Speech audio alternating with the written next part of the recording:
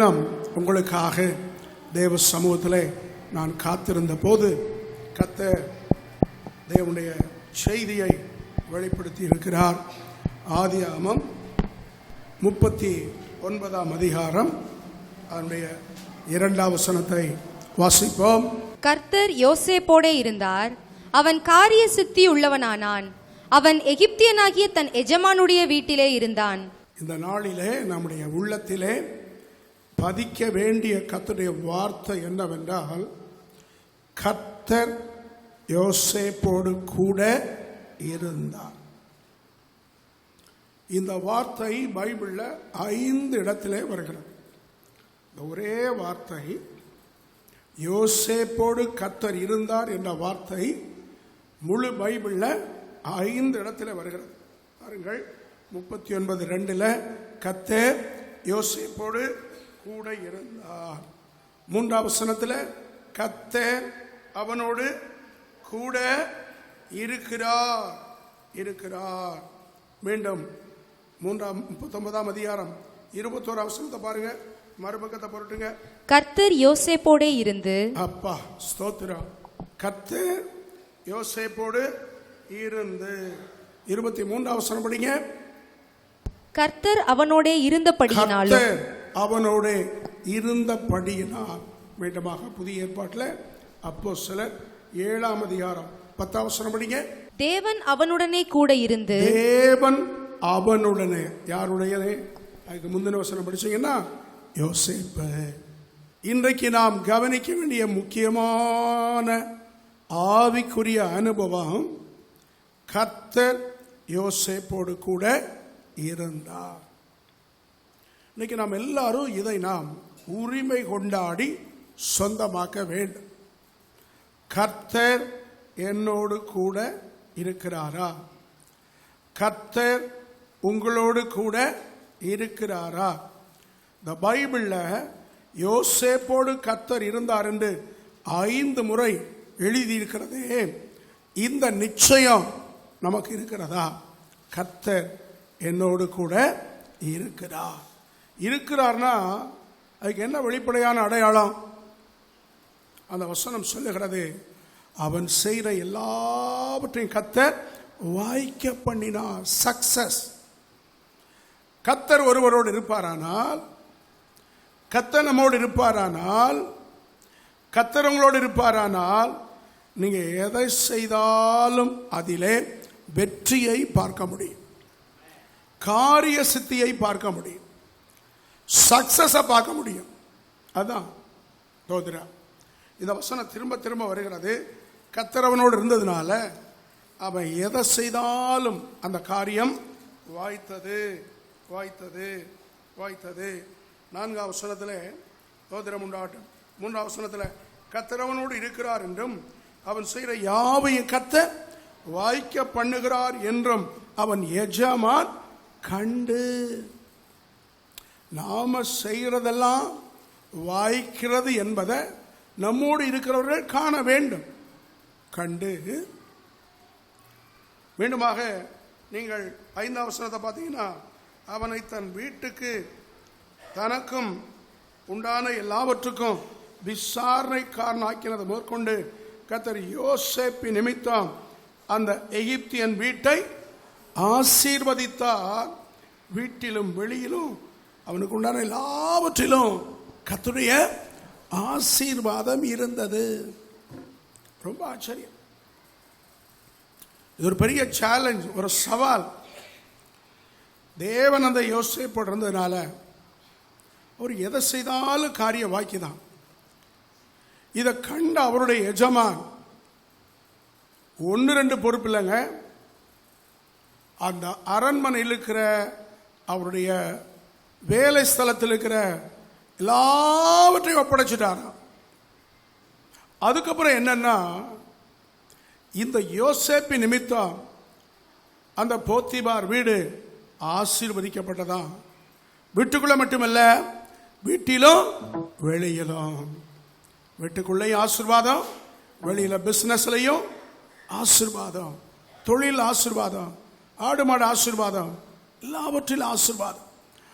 உங்களோடு என்னோடு கர்த்தர் இருப்பாரானால், ஒரு தென்னை மரத்தை நட்டினோம்னா மற்றவங்க தென்னை மரத்தை விட நம்ம தென்னை மரம் செழிப்பா முறப்பா பச்சை பசேன்னு வந்து வேகமா, மற்ற தென்னை மரம் 50 காய் கொடுத்தா நம்ம தென்னை மரம் 100 காய் கொடுக்கும். அதான் ஒருவரோடு கர்த்தர் இருக்கிறார். ஒரு வேப்ப மரத்தை வீட்டுக்கு முன்னாடி நட்டுறோம், தோத்திரம். அந்த ஊர்ல இருக்கிற அத்தனை வேப்ப மரமும் டிபி நோய் வந்த மாதிரி பரிதாபமா நிற்கும். நம்ம நட்டின வேப்ப மரம் இலை பெருசு பெருசா பச்சை பச்சையா செழிப்பா, அது ஆசீர்வாதமா எழும்பும். மற்றவங்க செய்யறதுக்கும் நம்ம செய்யறதுக்கும் முற்றிலும் வித்தியாசம். நம்ம செய்யற காரியம் எல்லாம் வாய்க்கும். ஒருவேளை பிசினஸ் பண்ணா அதிலும் மற்றவர்களை விட நாம் முந்திக் கொள்வோம், முன்னேறுவோம். இதுதான் கர்த்தர் ஒருவரோடு இருப்பதின் ஆசீர்வாதம். எதை செய்தாலும் கர்த்தர் வாய்க்க பண்ணுகிறார். அவன் எதை செய்தாலும் அது ஆசீர்வாதம். அவருக்கு மட்டுமல்ல, அவர் எந்த இடத்துல வேலை செய்கிறாரோ அந்த முதலாளிக்கும் ஆசீர்வாதம். வீட்டிலும் வெளியிலும் எல்லாவற்றிலும் இந்த யோசேப்பு நிமித்தம் அந்த எஜமான் ஆசீர்வதிக்கப்பட்டார். பிரியமானவர்களே, இந்த காலவெளியிலே உங்களை நீங்கள் உய்த்து சோதித்து பாருங்கள். நான் தொட்டது தொலங்குதா? நான் நட்டது தழைக்குதா? நான் செய்கிறது வாய்க்குதா? என்னுடைய வாழ்க்கையில் லாபகரமாய் ஆசீர்வாதமாய் முன்னேற்றமாய் இருக்கிறதா? நான் எதையாவது தொடங்கினால் அதில் வளர்ச்சியை பார்க்கிறேனா? நான் எதை செய்தாலும் அதில் வெற்றியை பார்க்கிறேனா? அப்படியானால் கர்த்தர் உங்களோடு இருக்கிறார், இருக்கிறார். அது அடையாளம். இந்த நாளிலே கர்த்தர் இந்த யோசேப்போடு இருந்து அவன் காரிய சித்தி உள்ளவனாக, அவனும் ஆசீர்வதிக்கப்பட்டு அவனுடைய எஜமானுக்கும் அவன் ஆசீர்வாதமாக இருந்ததற்கு என்ன காரணம்? எதை முன்னிட்டு கர்த்தர் இந்த யோசேப்போடு இருக்கிறார்? தோதிராம், இந்த வசனத்தை ஆரம்பிக்கும் போது பார்த்தீங்கன்னா, எல்லாம் கவனிங்க. ஆதியாகமம் 39 ஆரம்பிக்கும் போது யோசேப்போடு அப்பா இல்லை. ஒரு அல்லேலூயா சொல்லுங்கள். அம்மாவும் இல்லை. செல்லமாக பெற்றெடுத்து வளர்த்த அம்மாவும் யோசேப்போடு இல்லை. மடியில வச்சு வளர்த்தாரா இந்த யோசேப்ப அப்பா யாக்கோபு. எல்லாருக்கும் சாதாரண வெள்ளை சட்டை வெள்ளை பேண்ட்னா, இவருக்கு இளவரசருக்குரிய பல வர்ணமான அங்கியா. பைபிள் ஸ்காலர் சொல்றாங்க, யாக்கோபு யோசேப்பு தன் மகனுக்கு போட்ட ட்ரெஸ்ஸு மற்றெல்லா பிள்ளைகளுக்கும் சாதாரண யூதனுக்குரிய ட்ரெஸ், இவருடைய ட்ரெஸ்ஸோ இளவரசருக்குரிய ட்ரெஸ். அப்படி செல்லும் போல அவர் மடியிலேயே வச்சு வளர்க்கிறாரா. அந்த அப்பாவும் இல்லை. உடன்பிறப்புகள் 11 சகோதரர்கள், அவர்களும் இல்லை. சரி, அது இல்லாட்ட பரவாயில்லை, சொந்த ஊர்ல இருந்தா எப்படியாவது பிழைச்சுக்கலாம். அவர் சொந்த ஊர்லயும் இல்லை, இனம் இல்லை, ஜனம் இல்லை, யாருமே இல்லை. யோசேப்பு தெரிஞ்ச யாருமே அவரோடு இல்லை. ஆனா சர்வலோகத்தையும் படைத்து நடத்தி சகல ஜீவனை போஷிக்கிற சர்வ வல்லமுள்ள தேவன் யோசேப்போடு கூட இருந்தா. இன்னைக்கு அதான் விசேஷம். நம்ம அம்மாவை ஆதாயப்படுத்த பார்க்கோம், அப்பாவை ஆதாயப்படுத்த பார்க்கோம், உறவினர்களை ஆதாயப்படுத்த பார்க்கோம், இனஜன பந்துக்களை இழந்துடக்கூடாதுன்னு நினைக்கிறோம். ஏசுநாதரை விடுறதுக்கு ரெடி. அதனால தான் பலருடைய வாழ்க்கையில தோல்வி. இந்த நாளிலே மற்ற எல்லாவற்றையும் முதுகுக்கு பின்னாடி வைங்க, கர்த்தரை மட்டும் முகத்துக்கு முன்னாடி வைத்து, ஆண்டவரே யோசேப்போடு கூட இருந்தது போல என்னோடு இருக்க வேண்டும் என்று எத்தனை பேர் வாஞ்சியோடு கேட்க போகிறீர்கள்? ஹல்லேலூயா. யோசேப்போடு கர்த்தர் இருந்ததற்கு அவருடைய ஜீவியத்தில் 5 நற்பண்புகளை இந்த நாளில் உங்கள் முன்பாக வைக்க போகிறேன். 1, யோசேப்பு தரிசனம் உள்ளவர். 2, யோசேப்பு தரிசனம் உள்ளவர் மட்டுமல்ல, யோசேப்பு பாவம் செய்யாத பரிசுத்தவான். பாவம் செய்யாத பரிசுத்தவான். மூன்றாவது, தேவ ஆவியை பெற்ற மனிதனாகிய யோசேப்பு. யோசேப்பு தேவாவியை பெற்றவன். தேவாவியை பெற்றவன். தேவாவியை பெற்றவன் இந்த யோசேப்பு. சோதரம் உண்டாட்டும். நாலாவதாக, யோசேப்பு தேவனுக்கு பயந்தவர். ஐந்தாவதாக, யோசேப்பு தாழ்மை உள்ளவர், மனத்தாழ்மை உள்ளவர். இந்த 5 நற்பண்புகள் யோசேப்பிடம் இருந்தபடியால் தான் இந்த 5 இயேசுவின் சுபாவம், ஆண்டவருடைய சுபாவம், ஆண்டவருக்கு பிடித்தமான சுபாவம், இயேசுவுக்குள் இருக்கிற தெய்வீக சுபாவம். அதனால தான் இந்த யோசேப்பு நம்மளை மாதிரியே இருக்கிறார் என்று ஆண்டவர் இந்த யோசேப்போடு நிரந்தரமாய் தங்கிவிட்டார். நானும் நீங்களும் இந்த 5 சுபாவங்களை கேட்டு பெற்றுக்கொண்டோமானால் யோசேப்போடு இருந்த கர்த்தர் என்னோடும் உங்களோடும் முழுமையாய் இருப்பார். எத்தனை பேர் வாஞ்சிக்கிறீர்கள்? எத்தனை பேர் வாஞ்சிக்கிறீர்கள்? இயேசு என்னோடு இருக்க வேண்டும். எத்தனை பேர் வாஞ்சிக்கிறீர்கள்? நீர் என்னோடு இருக்கும்போது என்னாலும் வெற்றி வெற்றியே. நீர் என்னோடு இருக்கும்போது தோல்வி என இல்லையே, நான் தோற்று போவதில்லையே. தோல்வி என இல்லையே, நான் தோற்று போவதில்லையே. நீர் என்னோடு இருக்கும்போது என்னாலும் வெற்றி வெற்றியே. முதலாவது, யோசேப்பு தரிசனம் உடையவர். ஆதியாகமம் 37ஆம் அதிகாரம் 5ஆம் வசனத்தையும் 9ஆம் வசனத்தையும் படிங்க. யோசேப்பு ஒரு சொப்பனம் கண்டு. போதும். மீண்டும் 9ஆம் வசனம். அவன் வேறொரு சொப்பனம் கண்டு. போதும். யோசேப்பு சொப்பனம் கண்டார். மீண்டுமாக யோசேப்பு வேறொரு சொப்பனம் கண்டார். சொப்பனம் அடுத்தடுத்து வந்தாலும் கொஞ்சம் கொஞ்சம் வித்தியாசம். முதல் சொப்பனம், யோசேப்பு உடன் பிறந்த அத்தனை பேரை விட நீ தாண்டா ஐஸ்வர்யத்தில் கூடுதலாக இருக்க போற. அரிக்கட்டுகள், விளைச்சல். யோசேப்பு முதல் தரிசனம். சொப்பனம் சொன்னா நான் என்னதை தரிசனம் என்று சொல்கிறேன். தரிசனம் என்றால் விஷன் அப்படின்னா mental picture of your future is vision. தரிசனம் என்றால் உங்கள் எதிர்காலத்தை பற்றி உங்கள் மனத்திரையிலே தேவன் வரைகிற படம். அதான் தரிசனம். இப்போ யோசேப்புடைய மனத்திரையில ஆண்டவர் ஒரு படம் வரைகிறார். என்ன படம் வரைகிறார்?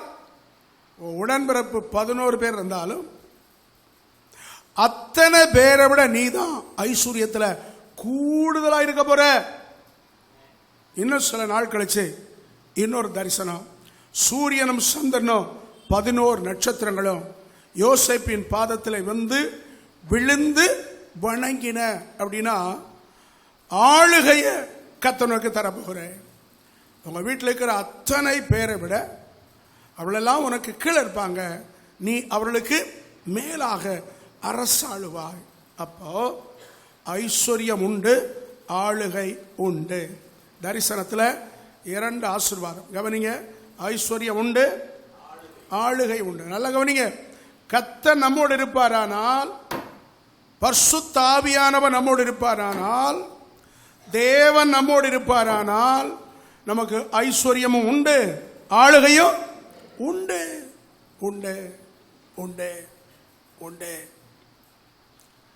பலருக்கு இத்தனை வருடமா தரிசனம் வேண்டும், தரிசனம் வேண்டும், தரிசனம் வேண்டும்னு நாங்கள் பிரசங்கித்தாலும் பலருக்கு அது வர்றதே இல்லை. அது நீங்க பார்த்துங்க பாஸ்டர். நாங்க ஆராதனைக்கு வாரம் போறோம், ஜெபம் பண்றோம், கர்த்தருக்கு கொடுக்கிறோம், ஊழியத்தை தாங்குறோம். அதெல்லாம் எங்களுக்கு தேவையில்லாதுன்னு நினைக்கிறாங்க. கவனிங்க. ஏன் பலருக்கு தரிசனம் கிடைப்பதில்லை, ஒரு சிலருக்கு மட்டும் தரிசனம் தெரியுமா? நீங்க யோசேப்பினுடைய கடைசி நாட்களை பார்த்தீர்கள் என்று சொன்னால், ஏன் இந்த யோசேப்புக்கு மட்டும் தரிசனம்? 45:5 படிங்க. என்னை இவ்விடத்தில் வரும்படி விற்று போட்டதினால் நீங்கள் சஞ்சலப்பட வேண்டாம், அது உங்களுக்கு விசனமாயிருக்கவும் வேண்டாம். ஜீவரட்சணை செய்யும்படிக்கு தேவன் என்னை உங்களுக்கு முன்னே அனுப்பினார். 7ஆம் வசனம். பூமியிலே உங்கள் வம்சம் ஒழியாமல் இருக்க உங்களை ஆதரிக்கிறதற்காகவும் பெரிய ரட்சிப்பினால் உங்களை உயிரோடு ரட்சிப்பதற்காக தேவன் என்னை முன்னமே அனுப்பினார். பிரதர் சிஸ்டர் எல்லாம் இங்க பாருங்க. உங்க கையில் இன்னைக்கு 1 கோடி ரூபாய் தரான்னு வைங்களேன், நான் 100 பேருக்கு பங்கு போட்டு கொடுப்பேங்கிற உள்ளம் யாருக்கு இருக்கோ அவங்களுக்கு தான் தரிசனம் கிடைக்கும். 1 கோடி ரூபாயை 100 பேருக்கு பங்கு போட்டா எவ்வளவு வரும் சொல்லுங்க? ஒரு ஆளுக்கு 1 லட்சம். 100 லட்சம் தான் 1 கோடி. பலருக்கு இந்த தரிசனம் விளங்கல. அதாவது தேவன் எனக்கு என்ன ஆசீர்வாதம் கொடுத்தா நான் அதை மற்றவங்களுக்கு பங்கு போட்டு கொடுப்பேங்கிற அந்த தாராள இருதயம், பொதுநல நோக்கம், கிங்டம் ஆஃப் காட், தேவனுடைய ராஜ்யம் வளர வேண்டும், என்னுடைய ஆசீர்வாதத்தை நான் மற்றவர்களுக்கு பங்கு போட்டு கொடுத்து அவங்களை காப்பாற்றுவேன் என்ற பாரம், தெய்வீக அன்பு யாருக்கு உண்டோ அவங்களுக்கு தான் தரிசனம் வரும். கிடைச்சது அத்தனையும் நானே அமுக்கிக்கிருவேன் அப்படிங்கிறவங்களுக்கு தரிசனம் கிடைக்கவே கிடைக்காது. அதான் தேவ ரகசியம். 2 முறை சொல்றார், ஹலோ அண்ணன்மாரே, உங்களுக்கு ஏன் தரிசனம் கிடைக்கல? எனக்கு மட்டும் ஏன் தரிசனம்? ஜோதிராம், எகிப்தும் அழிய போகுது, கானான் தேசம் அழிய போகுது. உடன்பிறப்பே உங்க 11 குடும்பமும் அழிய போகுது பஞ்சத்தில். ஆனா என்னை தேவன் ஆசீர்வதித்து ஐஸ்வர்யத்தால் நிரப்ப போகிறார், ஆளுகையிலே வைக்க போகிறார். அதன் மூலம் எகிப்து தேசத்தையும் காப்பாற்றுவேன், கானான் தேசத்தையும் காப்பாற்றுவேன், உடன்பிறப்பாகிய உங்களையும் காப்பாற்றுவேன் என்ற பாரம், தெய்வீக அன்பு, விசாலமான இருதயம், பங்கிட்டு கொடுக்கிற அந்த உதார குணம் யாருக்கு உண்டோ அவர்களுக்கு தான் தேவன் முன்னமே தரிசனம் கொடுக்கிறார். ஆகவே இந்த காலவெளியிலே உங்க உள்ளம் கர்த்தருக்காய் விசாலம் அடையட்டும். என்னோடு சேர்ந்து சொல்லுவீங்களா? கையை வைத்து சொல்லுங்க, ஆண்டவரே 1 கோடி தாங்க, 100 பேருக்கு பங்கு போட்டு கொடுப்பாங்க. அப்போ உங்கள்கிட்ட எவ்வளோ தான் இருக்கும்? கடைசியா 1 லட்சம் தான் இருக்கும். 100 கோடி கிடைத்தது, 1 கோடி கிடைத்தது, 100 பேருக்கு பங்கு போட்டு கொடுத்தாச்சு. எல்லாருக்கும் 1 லட்சம், உங்களுக்கும் 1 லட்சம். நமக்கு தேவை 4 இட்லி தானங்க. அதுக்காக 40 இட்லியை சாப்பிட முடியுமா? எல்லாம் கவனிங்க. நமக்கு தேவை எத்தனை இட்லி? 4 இட்லி தானே. அப்ப 40 இட்லி இருக்குன்னா 10 பேருக்கு பங்கு போட்டு கொடுப்போம். இந்த இதயம் யாருக்கு உண்டோ அவர்களுக்கு தான் தரிசனம் கர்த்தர் தருவார். ஆகவே சபைக்கு வருகிற கர்த்தருடைய பிள்ளை கர்த்தர் தனக்கு கொடுக்கிற ஆசீர்வாதம் எல்லாம் நமக்குன்னு வச்சுக்கிறாம, இது தேவனுக்கு, தேவனுடைய ராஜ்யத்துக்கு, தேவனுடைய பிள்ளைகளுக்கு, தேவனுடைய சுவிசேஷ ஊழியத்துக்கு என்று விசாலமா தாராளமா பங்கு போட்டு கொடுத்து பாருங்க. கர்த்தர் இந்த 2 ஆசீர்வாதத்தையும் தருவார், ஐஸ்வர்யமும் தருவார், ஆளுகையும் தருவார், முன்னமே தரிசனமாய் தருவார். கரமேதி அல்லேலூயா சொல்வாம். அப்படிப்பட்ட தரிசனத்தை வாஞ்சிக்கிற கர்த்தருடைய பிள்ளையோடு நம்முடைய ஆண்டவர் கூட இருக்கிறார். நம்முடைய ஆண்டவர் கூட இதே தரிசனம் உண்டு. ஆமா, மனுஷகுமாரன் கெட்டு போனதை ரட்சிக்க வந்தார். நம்முடைய ஆண்டவருக்கு கோல் உண்டு, தரிசனம் உண்டு. என்ன தரிசனம்? Saved for lasting soul. கெட்டு போனவர்களை ரட்சிக்க வேண்டும், கெட்டு போகிறவர்களை ரட்சிக்க வேண்டும். ஆகவே கர்த்தர் உங்களோடு பேசிக் கொண்டிருக்கிறார். இந்த தேசத்தில் உங்களை ஐஸ்வர்யத்திலும் ஆளுகையிலும் வைக்க விரும்பி இந்த செய்தியை அனுப்புகிறார். ஸ்தோத்திரம். தரிசனம் யாருக்கு உண்டோ அவர்களோடு நம்முடைய ஆண்டவர் கூட இருக்கிறார். ஒரு ஆச்சரியம், தரிசனம் கிடைத்தது 2 முறை, நிறைவேறியது 5 முறை. எல்லாம் சொல்லுங்க பிரதர். தரிசனம் 2 முறை கிடைச்சது, நிறைவேறியது நான் வேண்டிக் கொள்கிறதற்கும் நினைக்கிறதற்கும் மிகவும் அதிகமாய் நமக்குள்ளே கிரியை செய்கிற கர்த்தர் தரிசனம் 2 முறை நிறைவேறியது 5 முறை. ஆகவேதான் சின்னவன் 1000 ஆவான், சிறியவன் பலத்த ஜாதி ஆவான்னா, நம்ம நினைக்கும் 1000 அல்லது 7000 எத்தனை மடங்கு நிறைவேறும்? 5 மடங்காய் நிறைவேறும். ஸ்தோத்திரம். படிக்கலாம் வசனம் 42:6. யோசேப்பு அத்தேசத்துக்கு அதிபதியாயிருந்து தேசத்தின் ஜனங்கள் யாவருக்கும் விற்றான். யோசேப்பின் சகோதரர் வந்து முகம் குப்பர தரையிலே விழுந்து அவனை வணங்கினார்கள். பாருங்க, தரிசனம் பார்த்து சொன்ன போது, ஹலோ அண்ணன்மாரே, நீங்க எல்லாம் என் காலில் வந்து விழுந்து வணங்குவேன்னு கர்த்தர் தரிசனம் தரான்னு சொன்னபோது பகைத்தார்கள், இன்னும் அதிகமாய் பகைத்தார்கள், அவன் பேரிலே பொறாமை கொண்டார்கள். பகைத்தால் என்ன, இன்னும் அதிகமாய் பகைத்தால் என்ன, பொறாமைப்பட்டால் என்ன? வாக்குத்தத்தம் பண்ணினவர் உண்மையுள்ளவர், அதை நிறைவேற்ற வல்லமையுள்ளவர். இங்கே பாருங்கள், எழுத்தின்படியே அத்தனை அண்ணன்மாரும் யோசேப்பின் காலில் விழுந்து வணங்குகிறார்கள். 26ஆம் வசனம். யோசேப்பு வீட்டுக்கு வந்தபோது அவர்கள் தங்கள் கையில் இருந்த காணிக்கையை வீட்டுக்குள் அவனிடத்தில் கொண்டு போய் வைத்து தரை மட்டும் குனிந்து அவனை வணங்கினார்கள். தரை மட்டும் குனிந்தவனை வணங்கினார்கள். 28ஆம் வசனம். அதற்கு அவர்கள், எங்கள் தகப்பனாராகிய உமது அடியான் சுகமாயிருக்கிறார், இன்னும் உயிரோடு இருக்கிறார் என்று சொல்லி குனிந்து வணங்கினார்கள். 44ஆம் அதிகாரம் 14ஆம் வசனம். யூதாவும் அவன் சகோதரரும் யோசேப்பின் வீட்டிற்கு போனார்கள். யோசேப்பு அதுவரையும் அங்கே இருந்தான். அவனுக்கு முன்பாக தரையிலே விழுந்தார்கள். 50ஆம் அதிகாரம் 18ஆம் வசனம் படிங்க. பின்பு அவனுடைய சகோதரரும் போய் அவனுக்கு முன்பாக தாழ விழுந்து. 5 முறை நிறைவேறின வசனங்களுக்காய் கரங்களை தட்டி கர்த்தரை ஸ்தோத்திரிப்போம். அல்லேலூயா, அல்லேலூயா. தரிசனமானது நிச்சயம், அது நிறைவேறப் போவது சத்தியம். ஆகவே பிரியமான கர்த்தருடைய பிள்ளைகளே, இந்த யோசேப்பின் ஆவிக்குரிய அனுபவத்தை வாஞ்சிங்க. ஆண்டவரே, யோசேப்போடு கூட இருந்த ஆண்டவர் இந்த 12ஆம் தேதி பிப்ரவரி மாதம் என்னோடு கூட இருக்க வேண்டும். எத்தனை பேர் அப்படி கேட்க போகிறீர்கள்? எத்தனை பேர் அப்படி கேட்க போகிறீர்கள்? இரண்டாவதாக ஆதியாகமம் 39:9. இந்த வீட்டிலே என்னிலும் பெரியவன் இல்லை, நீ அவருடைய மனைவியா இருக்கிறபடியால் உன்னை தவிர வேறென்றையும் அவர் எனக்கு விலக்கி வைக்கவில்லை. இப்படி இருக்க நான் இத்தனை பெரிய பொல்லாங்குக்கு உடன்பட்டு தேவனுக்கு விரோதமாக பாவம் செய்வது எப்படி என்றார். எப்படி? யோசேப்பு பாவம் செய்யாத பரிசுத்தவான். பிரதர், சிஸ்டர், கவனிங்க. நம்முடைய ஆண்டவர் பரிசுத்த. ஆகவே யாரோடு கூட வாசம் பண்ணுவார்? பரிசுத்தமாய் ஜீவிக்கிறவர்களோடு, பரிசுத்தமாய் ஜீவிக்க வாஞ்சிக்கிறவர்களோடு, பரிசுத்தத்துக்காக வைராக்கியம் உள்ளவர்களோடு கூட இருப்பார். இங்கே சில காரியங்களை கர்த்தர் வெளிப்படுத்துறார். யோசேப்புக்கு பாவம் வாரத்துக்கு ஒரு நாள் சோதனை அல்ல, பைபிளில் போட்டிருக்கு, நித்தம் நித்தம். ஆகவே விசுவாசிகள் நல்லா விளங்கிக் கொள்ளுங்க. நீங்க உலகத்தில் இருக்கிற வரைக்கும் பாவ சோதனை அப்பப்ப. என்றைக்கு ரட்சிக்கப்பட்டு சபைக்கு வந்துட்டீங்களோ ஒவ்வொரு நாளும் பாவம் செய்யும்படி சோதனை. யோசேப்புக்கு பாவ சோதனை.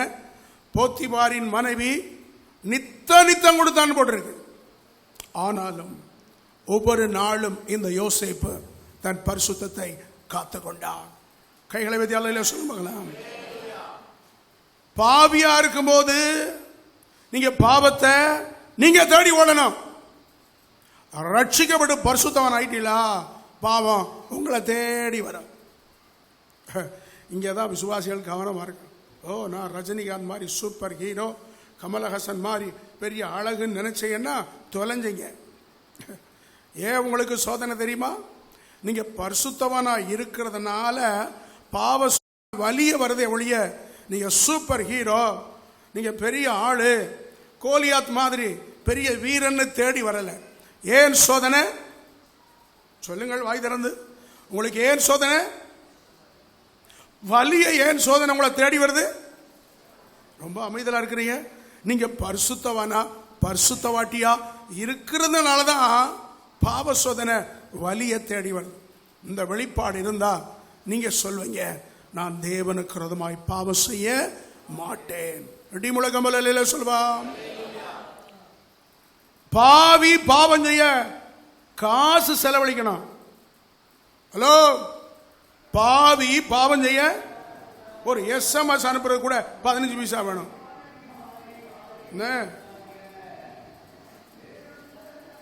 பாவி பாவம் செய்ய காசு செலவழிக்கணும். யோசேப்புக்கு பாவம் செய்ய இலவசமாக கிடைச்சது. தோத்திரம் உண்டாட்டம். இதே தான் இன்னைக்கு ஆண்டவர் உங்களோட பேசுறார். ஆகவே ஸ்தோத்திரம், இலவசமாய் பரிசுத்தவான்களை பரிசுத்தவாட்டிகளை விலை செய்கிற பாவம் வரும். ஆனாலும் யோசேப்பு பரிசுத்தத்தில் வைராக்கியமாக இருந்தார். உலகத்தாம் பாவம் செய்தா உடனே கண்டுபிடிச்சிருவாங்க. விசுவாசிகள் ஊழியர்கள் பாவம் செய்தா கண்டுபிடிக்கவே முடியாது. அப்படிப்பட்ட இடத்துல தான் பாவ சோதனை வரும். இங்க யோசேப்பு அவர் வேலை செய்யற ஆபீஸ்ல அந்த ஆபீசருடைய மனைவி போத்திபாருடைய மனைவி, அது ஒரு சீக்ரெட் ரூம். அங்க இவர் மட்டும்தான் போக முடியும், வேற யாரும் போக முடியாது. அந்த இடத்துல அவனுக்கு சோதனை வருது. நிச்சயமா இவர் விரும்பல, போத்திபார் மனைவி தான் இந்த பாவத்துக்கு கூப்பிடுறா. இந்த பாவத்தை யாரும் கண்டுபிடிக்கவே முடியாதுங்க. இப்படி ஒரு பாதுகாப்பான பாவம் கிடைச்சா நம்ம எத்தனை பேர் பாவத்தில் விழுந்து போகாம பரிசுத்தவானா இருப்போம்? யோசேப்பு போன்றவர்கள் பாவம் இலவசமா வந்தாலும் சரி, பாவம் வலிய வந்தாலும் சரி, பாவம் கண்டுபிடிக்கப்பட முடியாத ரகசிய இடத்துல வந்தாலும் சரி, பாவத்தை வெறுத்து ஓடுகிறவன் இந்த யோசேப்பு. கரங்களை வைத்து அல்லேலூயா சொல்லுங்கள். அல்லேலூயா. ஒருவேளை யோசேப்பு இப்படி ஒரு வசதியான இடத்துல ஆபீசருடைய மனைவியே நமக்கு ரகசிய மனைவியா கிடைக்கிறான்னு சரின்னு சொல்லியிருந்தார்னா, காலமெல்லாம் இந்த யோசேப்பு அந்த வீட்டில் அடிமையாய்த்தான் இருந்திருப்பார். யோசேப்பு அங்க யாரா இருக்கிறாரு? அடிமை. அடிமை அடிமைத்தனத்திலிருந்து விடுதலையாகி அரசாளும் ஸ்தானத்திலே ஐஸ்வர்யத்திலே ஒருபோதும் இவர் போக போறதில்லை. இன்றைக்கும் கூட சபையோடு கர்த்தர் பேசுகிறார். பலருடைய தரித்திரம் ஏன் போவதில்லை? பலருடைய பண கஷ்டம் ஏன் நீங்குவதில்லை? பலருடைய வேதனை சோதனை ஏன் விலகுவதில்லை? பலருடைய நோய் ஏன் குணமாவதில்லை? பலருக்கு ஏன் தேவனுடைய தயவு இன்னும் தள்ளி போகிறது தெரியுமா? பரிசுத்தத்தை வாஞ்சிக்காததுனால ஐஸ்வர்யமும் அரசாளுகிற கிருபையும் வருவதில்லை. இன்னைக்கு ஒரு வைராக்கியம் கொள்ளுங்க. யோசேப்பு போல வேதம் சொல்லுகிறது, வேசித்தனத்துக்கு விலகி ஓடுங்கள். இடிமுழக்கமல்ல சொல்வா. ஐயா, இப்படிப்பட்ட பாவத்தை ஜெயிக்கிறது எப்படியா? ஓடு. ஓடுகிறவன் பரிசுத்தவான். சொல்லிட்டு வாரேன்னு சொல்றவன் தொலைஞ்சான். புரியுதா உங்களுக்கு? ஓடுகிறவன் பரிசுத்தவான். கடைசியா ஒரு குட் பை சொல்லிட்டு வரேன் பாஸ்டர், மறந்துருந்து சொல்லிட்டு வரேன் பாஸ்டர், போறவன் தொலைஞ்சான், பாதாளத்துக்குள்ளே போயிடுவான். குட் பை சொல்ல வேண்டியதில்லை, ஃபேர்வெல் நடத்த வேண்டியதில்லை. தோத்திரம் உண்டாட்டும். இரக்கம் காட்டாமல் அந்த இடத்தை விட்டு ஓடுகிறவன் பரிசுத்தவான். 1 கொரிந்தியர் 6:18 சொல்லுகிறது, வேசித்தனத்துக்கு விலகி ஓடுங்கள். இடிமுழக்கமல்ல சொல்வா. இடிமுழக்கமல்ல சொல்வா. பாஸ்டர் ஆறுதல் சொல்லிட்டு வரேன். ஒன்னும் நீ ஆறுதல் சொல்ல வேண்டாம். நீ போனா நீ தொலைஞ்ச. பரிசுத்தவான் யார் தெரியுமா? பரிசுத்தவாட்டி யார் தெரியுமா? எங்கே சோதனை உண்டோ, எங்கே பாவம் உண்டோ, எங்கே வீழ்ச்சி உண்டோ, எங்கே கண்ணி உண்டோ, அந்த இடத்தை விட்டு ஓடுகிறவன், விலகி ஓடுகிறவன், அவன் தான் பரிசுத்தவான். சங்கீதம் 119:11 சொல்லுகிறது, வாலிபன் தன் வழிய எதினால் சுத்தம் பண்ணுவான், அவருடைய சொல்லுங்களேன், இந்த வசனம் எல்லாம் மனப்பாடம் பண்ணிருக்கணும். வாலிபன் தன் வழி எதினால் சுத்தம் பண்ணுவான். சொல்லுங்க, அவருடைய வசனத்தின்படி தன்னை காத்துக் கொள்கிறதுனால் தானே. வசனத்தின்படி எப்படி காத்துக்கொள்வது? வேசித்தனத்துக்கு விலகி ஓடுங்கள். 1 தெசலோனிக்கேயர் 4 மூன்றாம் வசனம், யார் பரிசுத்தவான்? யார் பரிசுத்தவான்? சோதரம் உண்டாட்டும். நீங்கள் பரிசுத்தம் உள்ளவர்களாக வேண்டும் என்பதே தேவனுடைய சித்தமாயிருக்கிறது. அந்தபடி வேசி மார்க்கத்துக்கு விலகி இருந்து யார் பரிசுத்தவான்? விலகி ஓடுகிறவன் பரிசுத்தவான். அடி முழக்கம் போல சொல்வான். யார் பரிசுத்தவான்? சொல்லுங்களேன் சிஸ்டர், சொல்லுங்க. யார் பரிசுத்தவாட்டி? விலகி ஓடுகிறவள் பரிசுத்தவாட்டி. விலகி ஓடுகிறவன் பரிசுத்தவான். இந்த யோசேப்பு தெய்வம் பார்த்துக்கிட்டே இருக்கார். சரித்திர நாயகர் பார்த்துக்கிட்டே இருக்கார். அக்கினி சுவாலை ஒன்று ஜுவாலி தெரிகிற கண்களோடு இந்த உலகத்தை கவனிக்கிற கர்த்தர் இப்படி சூழலில் இந்த வாலிபன், இந்த இளைஞன், இந்த சௌந்தரியவான், இந்த அழகுள்ள வாலிபன் பாவம் வேண்டாம், அசுத்தம் வேண்டாம் என்று ஓடுகிறானே என்று பார்த்து, யோசேப்பு பாவத்தை விட்டு விலகி ஓடுகிற பரிசுத்தவானே, நானும் பரிசுத்த, உன்னோடு நான் கூட இருக்க போறேன்னு வந்து யோசேப்போடு கூட சேர்ந்து கொண்டார். அல்லேலூயா. யோசேப்பு தரிசனம் உள்ளவன், ஆகவே கர்த்தர் கூட இருந்தார். யோசேப்பு பரிசுத்தவான், அதனால்தான் இந்த பரிசுத்தர் இயேசு கூட இருக்கிறார். மூன்றாவதாக யோசேப்பு தேவ ஆவியை பெற்றவர். படியுங்கள் ஆதியாகமம் 41ஆம் அதிகாரம் 38ஆம் வசனம். அப்பொழுது பார்வோன் தன் ஊழியக்காரரை நோக்கி தேவ ஆவியை பெற்ற இந்த மனுஷனை போல வேறொருவன் உண்டோ என்றான். கவனிக்கிறீங்களா? ஒரு தேசம் முழுதும், எகிப்து முழுதும், அந்த நாட்டில் எகிப்து தான் முழு உலகத்தை அரசாண்டு கொண்டிருக்கிறார். அத்தனை பெரிய தேசத்திலே இந்த ஒருவனுக்குள் தான் பரிசுத்த ஆவியானவர் கூட இருக்கிறார்.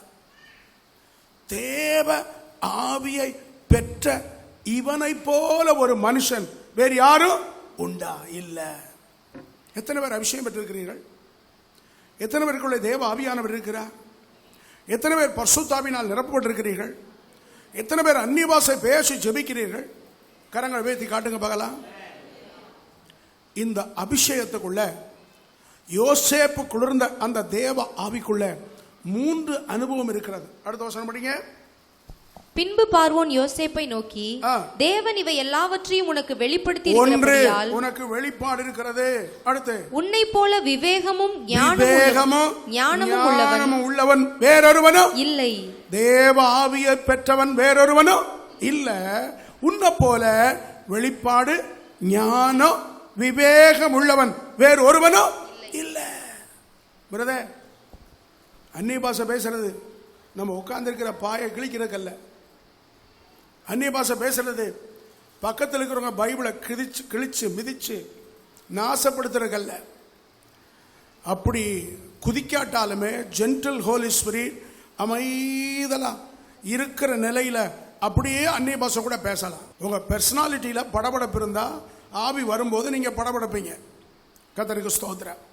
ஹல்லேலூயா, ஹல்லேலூயா, ஸ்தோத்திரம், ஹல்லேலூயா. உங்க பர்சனாலிட்டி, உங்களுடைய ஆழத்துவத்தில் படபடப்பு இல்லைன்னா நீங்க நல்லா ஜென்ட்லா இருக்கிற இடத்துல அப்படியே அந்நிய பாஷை பேசலாம். கர்த்தருக்கு ஸ்தோத்திரம். கவனியுங்கள், இந்த ஆவியானவர் வந்துட்டா 3 காரியமா. ஒன்று என்னது? வெளிப்பாடு. என்ன வெளிப்பாடு? பார்வோன் ஒரு சொப்பனம் கண்டிருக்கிறாரு. அந்த சொப்பனத்துக்கு அர்த்தம் அவருக்கும் தெரியல, எகிப்தில் இருக்கிற ஒரு ஜோசியருக்கும் சொல்ல தெரியல. எல்லாம் கவனிங்க. உங்களுக்குள் ஆவியானவர் இருந்தா வேற யாற்றையும் விளக்கம் கேட்டு ஓட வேண்டிய அவசியம் இருக்காது. சொப்பனம் கண்டாலும் சரி, தரிசனம் கண்டாலும் சரி, பைபிள் வாசித்தாலும் சரி, கர்த்தர் மறைபொருளை உங்களுக்கு வெளிப்படுத்துவார். அதுக்காகத்தான் அபிஷேகத்தை தருகிறார், அதுக்காகத்தான் ஆவியானவர் தருகிறார். ஒருவேளை மற்றவங்கிட்ட ஓடுனா தப்பா ஒருவேளை சொல்லக்கூடும். இப்போ பாருங்க, பார்வோன் கொண்ட சொப்பனத்துக்கு ஜோசியர்கள், எகிப்தில் இருக்கிற மந்திரவாதிகள், ஞானிகள் ஒருத்தருக்குமே அர்த்தம் சொல்ல தெரியல. இந்த தேவ ஆவியை பெற்ற யோசேப்புக்கு மட்டும் மறைபொருளை வெளிப்படுத்துகிற கிருபை, வெளிப்பாடு இருக்கிறது. இன்றைக்கும் அபிஷேகம் இருக்கிற அத்தனை பேருக்கும் வெளிப்பாடு கிடைக்கும். அல்லேலூயா சொல்வாம், அல்லேலூயா சொல்வாம், அல்லேலூயா சொல்வாம். சொப்பனம் கண்டாலும் சரி, தரிசனம் கண்டாலும் சரி, பைபிள் வாசித்தாலும் சரி, விளக்கம் வெளிப்பாடு கிடைக்கும். ரெண்டாவது பாருங்க, ஞானம் கிடைக்கும். இந்த வெளிப்பாடு என்றால் டு நோ த ப்ராப்ளம். எகிப்துக்கு என்ன வரப்போகுது அதான் வெளிப்பாடு. என்ன வரப்போகுது? 7 வருஷம் செழிப்பு வரப்போகுது, அடுத்து 7 வருஷம் பஞ்சம் வரப்போகுது. வெளிப்பாடு. அடுத்து ஞானம்னா என்ன? What is the meaning? Wisdom to solve the problem. எகிப்துக்கு செழிப்பு வருது, அதை தொடர்ந்து பஞ்சம் வருது. அப்ப பஞ்சமாகிய 7 வருஷத்துல தேசம் அழியாம இருக்க என்ன செய்ய வேண்டும்? என்ன செய்ய வேண்டும்? யோசேப்பு சொன்னாரு, ஐயா, ஞானமுள்ள ஒருத்தனை தேடி அவனிடத்துல பொறுப்பு கொடுங்க, பண்டக சாலையில பெருசா கட்டுங்க, இந்த செழிப்பா விளைகிற வருஷத்துல கவனிங்க, 10ல் 1 அல்ல, 5ல் 1 வாங்க. இன்றைக்கும் தசமாக கொடுக்கவே நம்ம ஆட்கள் தலையை சொரியுது, கையை கசக்குது, யோசிக்குது. செழிப்பா கத்தர் வைக்கிற போது வரும் நாட்கள் பஞ்சத்துக்கு தப்பணுமா? எத்தனை மடங்கு ராஜாட்ட கூட தசமம் அல்ல, எத்தனை மடங்கு? 2 மடங்கு தசமம். அதான் 5ல் 1. ஆமா, 5 மூடை நெல் விளைஞ்சா 1 முடைய கொடுத்துரு. இப்ப என்ன சபையில, பழைய ஏற்பாட்டிலும் புதிய ஏற்பாட்டிலும் 10 மூடை விளைஞ்சா 1 முடைய கொடு, அது உனக்கு ஆசீர்வாதம். யோசேப்புக்கு ஒரு ஞானம், 5ல் 1 கொடு, சோத்திரம். 10 மூடை விளைஞ்சா 2 முடைய கொடுத்துரு. எதுக்கு? வரப்போற பஞ்ச காலத்துக்காக அதை சேமித்து வைப்பாக வைக்க வேண்டும். இதுதான் ஞானம். ஞானம். ஆவியான வரும்போது பிரச்சனைக்கு காரணத்தையும் கண்டுபிடிக்க வெளிப்பாடு தருவார், பிரச்சனைக்கு பரிகாரத்தையும் கர்த்தர் சொல்லி கொடுப்பார். இடி முழக்கமல்ல சொல்லுங்க. விவேகம்னா என்ன? விவேகம்னா என்ன? What is the meaning? Discern. பஞ்சத்துல தேசத்தை காப்பாற்றியாச்சு, இல்ல செழிப்பான காலத்துல சேர்த்து வச்சாச்சு, பஞ்ச நாட்கள்ல தானியத்தை கொடுத்து தேசத்தை காப்பாற்றினார். விவேகம்னா என்ன? முதலாவது தானியங்களை பணத்துக்கு கொடுத்தார். பணமெல்லாம் முடிஞ்ச உடனே மக்கள் ஓடி போய் பார்வன், ஐயா சாப்பாடு இல்லை, தானியம் இல்லை. பார்வன் சொன்னாரு, அவர் உங்களுக்கு என்ன சொல்லுகிறாரோ அப்படியே செய்யுங்க. யாரவர்? யோவான் 2:5 அவர் உங்களுக்கு என்ன சொல்லுகிறாரோ அதன்படியே செய்யுங்கள் என்று இயேசுவை பற்றி சொல்லப்பட்டது. தண்ணீர் திராட்சரசமா மாறணுமா? அவர் உங்களுக்கு என்ன சொல்றாரோ அப்படியே செய்யுங்க. இப்ப பஞ்சத்துல உங்க வம்சம் அழியாமல் இருக்கணுமா? யோசேப்பு என்ன சொல்றாரோ அப்படியே செய்யுங்க. போய் கேட்டாங்க, அவர் சொன்னாரு, பணம் இல்லையா, ஆடு மாடை கொண்டு வா, அதுக்கு பதிலாக தானியம் தாரேன். ஆடு மாடு எல்லாம் வந்து விட்டது பார்வனுக்கு சொந்தமாக. கொஞ்ச நாள் கழிச்சு சொன்னாங்க, ஐயா பணமும் போயிருச்சு, ஆடு மாடு போயிருச்சு, நாங்களும் எங்க நிலங்கள் மட்டும்தான் இருக்கோம், நீங்க அடிமையாக வேண்டாம், உங்க நிலங்களை கொடுங்க. இவ்விதமாக எகிப்து தேசம் முழுவதும் பார்வோனுக்கு சொந்தமாகிவிட்டது. பார்வோனுக்காக இந்த யோசேப்பு நிலங்களை கொண்டான். இவ்விதம் எகிப்து தேசமும் பஞ்சத்தில் பாதுகாக்கப்பட்டது, கானான் தேசமும் பஞ்சத்தில் அழியாம பாதுகாக்கப்பட்டது. அதற்கு இந்த ஒருவன், இந்த யோசேப்பு, இந்த பரிசுத்தவான், அவர்கள் என்ன உண்டு? தேவ ஆவி உண்டு. இன்னைக்கு உங்க குடும்பத்தை நடத்த படாத பாடுபடுறீங்க. கர்த்தர் கொடுத்த 1-2 பிள்ளைய டிசிப்ளின் பண்ண படாத பாடுபடுறீங்க. சில வீட்டுல எல்லாம் ஒரு பிள்ளை தான், அந்த ஒன்ன ஆண்டவர்கள் நடத்த அடே அப்பா நம்ம விசுவாசிகள் படாத பாடுபடுறாங்க. என்ன பண்ணலாம்? முடிய பிச்சுக்கலாமா பாஸ்டர்? சுவத்தில் போய் முட்டலாமா பாஸ்டர்? முடிய பிக்க வேண்டாம், சுவத்தில் முட்ட வேண்டாம், அபிஷேகத்தில் நிரம்புங்க, ஆவியில நிரம்புங்க. பிள்ளையாண்டா நடக்க வேண்டிய வழியிலே நடத்த எனக்கு கிருபை தாருங்கப்பா, எனக்கு வெளிப்பாடு தாருங்கப்பா, எனக்கு ஞானம் தாருங்கப்பா. இன்னைக்கு ஒரு புது பிரச்சனையா இருக்கு, இதை கையாள விவேகம் தாருங்கப்பா.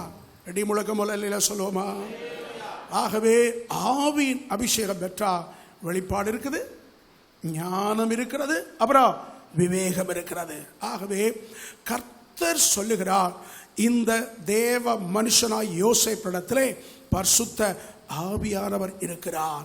அவருக்குள் ஆவியானவர் இருக்கிறார். ஆகவேதான் இயேசு கிறிஸ்துவாகிய தெய்வம் யோசேப்போடு கூட இருந்தார். ஆகவே நீங்க ஜெபம் பண்ணும்போது, நீங்க உபவாசத்துக்கு வரும்போது, தனி ஜெபம் பண்ணும்போது, வீட்டில் ஜெபம் பண்ணும்போது, கூடி ஜெபிக்கும் போது, உபவாசித்து ஜெபிக்கும் போது, பராமரிப்புக்குள்ள ஜெபிக்கும் போது, அபிஷேகம் பெறாதவங்க அதே வாஞ்சையில் இருக்கணும்.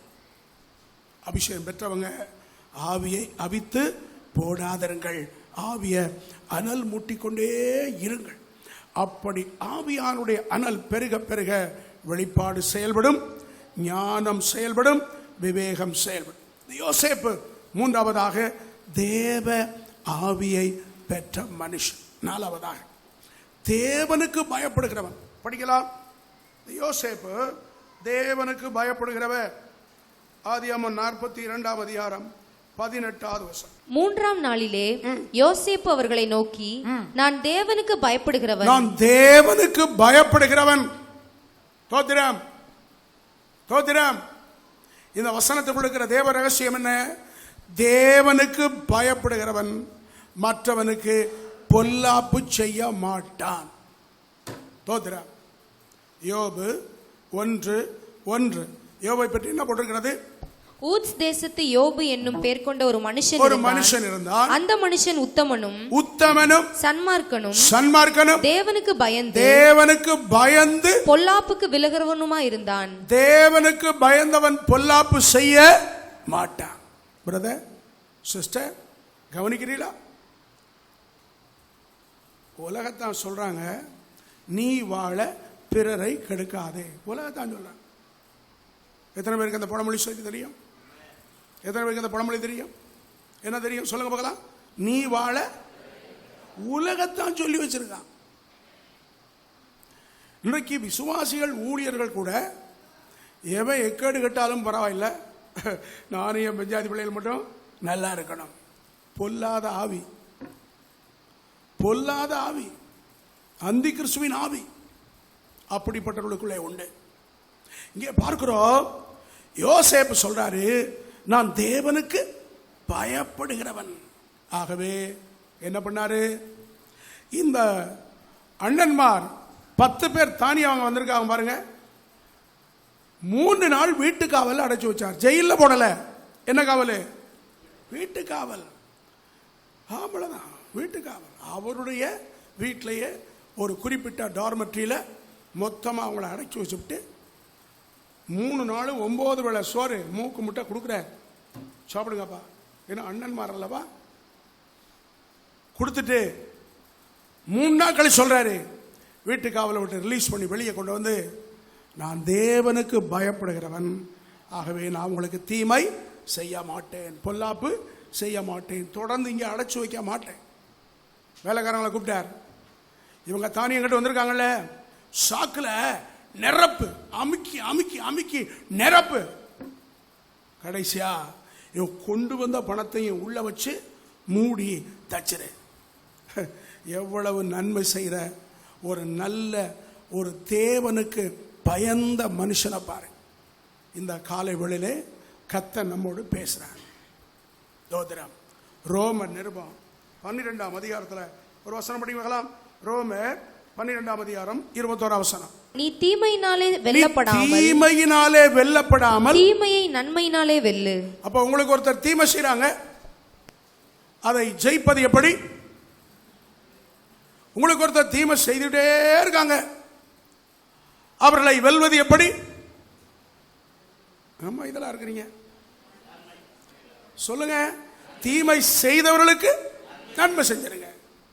இந்த யோசேப்பு தன்னை பகைத்தவர்கள், இன்னும் அதிகமாய் பகைத்தவர்கள், பொறாமைப்பட்டவர்கள், கொலை செய்ய திட்டமிட்டவர்கள், தண்ணி இல்லாத வெறுங்குழியிலே போட்டவர்கள், எடுத்து 20 வெள்ளிக்காசுக்கு அடிமையாக விற்று போட்டவர்கள், பலவர்ணமான அங்கிய கழற்றி ஒரு துஷ்ட மிருகத்தை கொன்று அந்த ரத்தத்தில் தோய்த்து அப்பாட்ட போய் சொல்றாங்க, இது உம்முடைய குமாரனுடைய அங்கியோ பாரும், இது காட்டுக்குள்ள கிடந்துச்சு என்று பொய் சொல்லி யோசேப்பு இறந்து போனதாக பொய் பிரச்சாரம் பண்ணினவங்க, ஃபால்ஸ் ப்ரொபகண்டா பண்ணவங்க, அவங்க வசமா வந்து எலி பொறியில எலி மாட்டின மாதிரி மாட்டிருக்காங்க.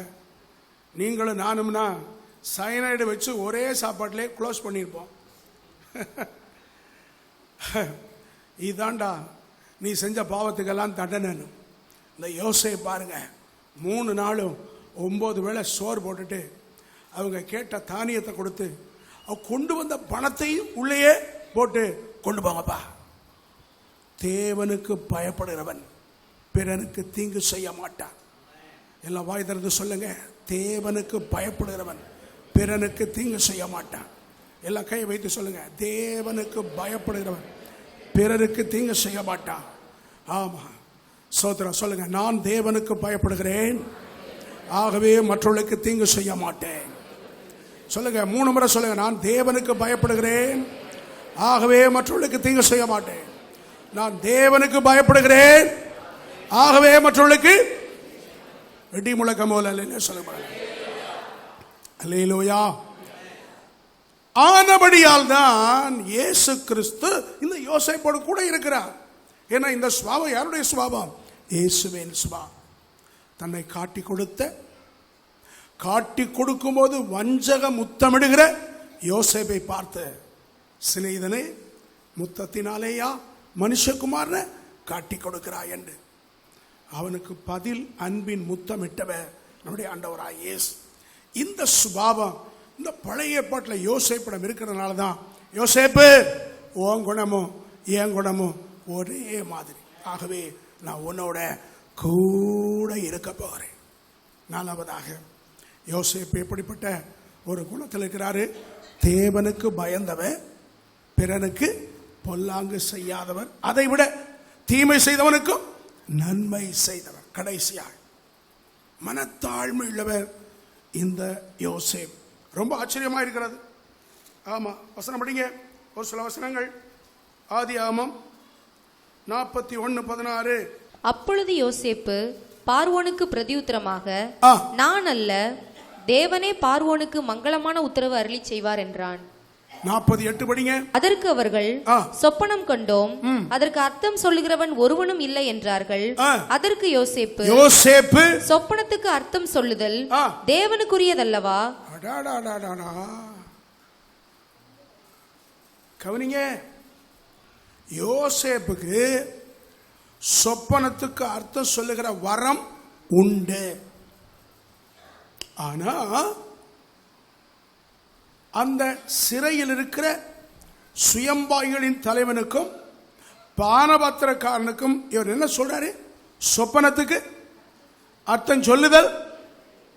சொல்லுங்களேன். ஓ, நான் தீர்க்கதரிசி, எல்லாம் என்கிட்ட வாங்க. இன்னைக்கு தீர்க்க தரிசனம் பயங்கர வியாபாரமாகிவிட்டது. ஆம், கால சென்ற பாஸ்டர் ஓவன் ராபர்ட் சொல்வாரு, prophetical ministry is profitable ministry. தீர்க்க தரிசன ஊழியம் லாபகரமான ஊழியம். அதனாலதான் நிறைய பேர் தீர்க்க தரிசனம் சொல்ல துணிந்து விட்டார்கள்.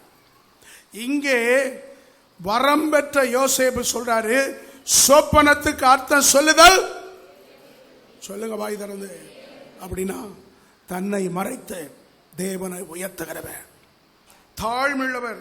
வேண்டும் 41ஆம் அதிகாரம் 16ஆம் வசனம் படிங்க. அப்பொழுது யோசேப்பு பார்வோனுக்கு பிரதியுத்தரமாக, நான் அல்ல, தேவனே பார்வோனுக்கு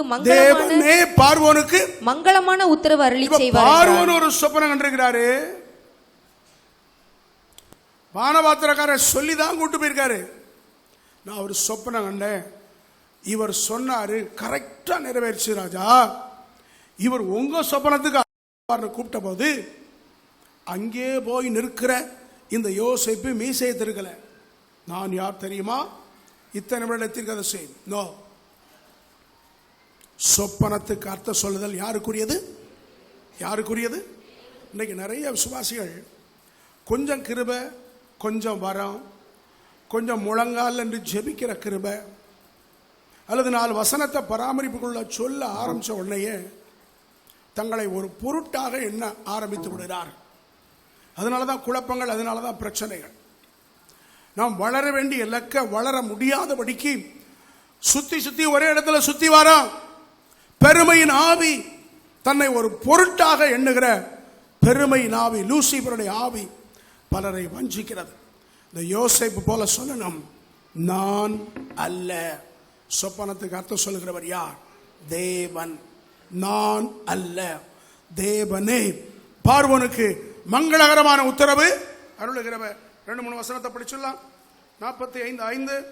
என்னை இவ்விடத்தில் வரும்படி விற்று போட்டதினால் நீங்கள் சஞ்சலப்பட வேண்டாம், அது உங்களுக்கு விசனமாய் இருக்கவும் வேண்டாம். ஜீவரட்சணை செய்யும்படிக்கு தேவன் என்னை உங்களுக்கு முன்னே அனுப்பினார். கவனிங்க, தேவனே. 7 வசனம். பூமியிலே உங்கள் வம்சம் ஒழியாமல் இருக்க உங்களை ஆதரிக்கிறதற்காகவும் பெரிய ரட்சிப்பினால் உங்களை உயிரோட காப்பதற்காகவும் தேவன் என்னை உங்களுக்கு முன்னமே அனுப்பினார். 8 வசனம். ஆதலால் நீங்கள் அல்ல, தேவனே என்னை இவ்விடத்துக்கு அனுப்பி அனுப்பினார். 50ஆம் அதிகாரம் 19-20 படிங்க.